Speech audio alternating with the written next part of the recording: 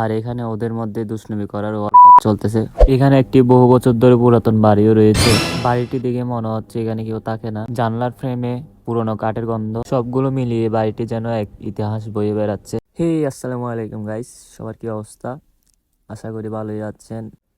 তো আজকে আমরা চলে যাচ্ছি, আমাদের এখানে একটি ভাইরাল একটি নদীর পার রয়েছে।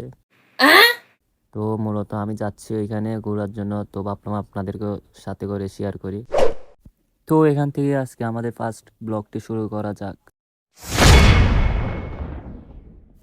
দেখেন চারিদিকে কত সুন্দর কাশফুল গাছ রয়েছে, কিন্তু কাশফুল ঝরে গেছে। সামনে একটা ঘর রয়েছে, তো আমরা ঘরের সামনাসামনি চলে আসলাম।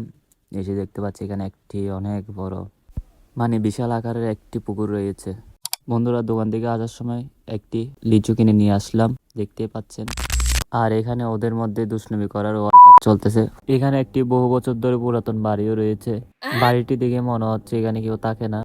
দেওয়ালগুলোতে সময়ের দাগ, জানলার ফ্রেমে পুরনো কাঠের গন্ধ, সবগুলো মিলিয়ে বাড়িটি যেন এক ইতিহাস বয়ে বেড়াচ্ছে। তো আমরা অবশেষে চলে আসলাম আমাদের ওই নদীর পাড়টিতে। এখানের বাতাসগুলো একদমই ফ্রেশ, আর চারিদিকের ভিউটাও এক কথায় অসাধারণ। হালকা বাতাসে পানিটাও দুলছে, আর সূর্যের আলো পড়ে পুরো নদীটাই যেন সোনার মতো ঝলমল করছে। চারিদিকে শুধু শান্ত। এই নদীটা দেখলে মন শান্তিতে ভরে যায়। নদীর ভিউটাতে শান্তি আছে, চারিদিকে জল বাতাস সবগুলো মিলিয়ে একটি সুন্দর একটি মুড তৈরি করে। বাতাসে গাছগুলো দুলছে, আর ওই শব্দটি থেকে শান্ত একটি পরিবেশ তৈরি করে। আর আমি আপনাদেরকে এক কোণা থেকে পুরো ভিউটা জাস্ট একটা ফ্রেমে দেখাই দিচ্ছি, যেন পুরো জায়গাটা আপনাদের সামনে একটি জীবন্ত হয়ে ওঠে। এক কোণা থেকে ধীরে ধীরে ক্যামেরা ঘুরিয়ে পুরো দৃশ্যটা আপনাদের সামনে তুলে ধরলাম, আপনারা দেখতেই পাচ্ছেন। তো বন্ধুরা আজকের ব্লগ এখানেই শেষ। নদীর এই সুন্দর ভিউ, বাতাসে দুলছে থাকা গাছ, এই পুরো জায়গাটাই আপনাদের দেখাতে আমার অনেক ভালো লেগেছে।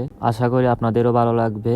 আর যদি ভিডিওটা ভালো লাগে, লাইক কমেন্ট সাবস্ক্রাইব করে পাশে থাকবে। দেখা হবে পরের ব্লগে। ভালো থাকবেন, সুস্থ থাকবেন।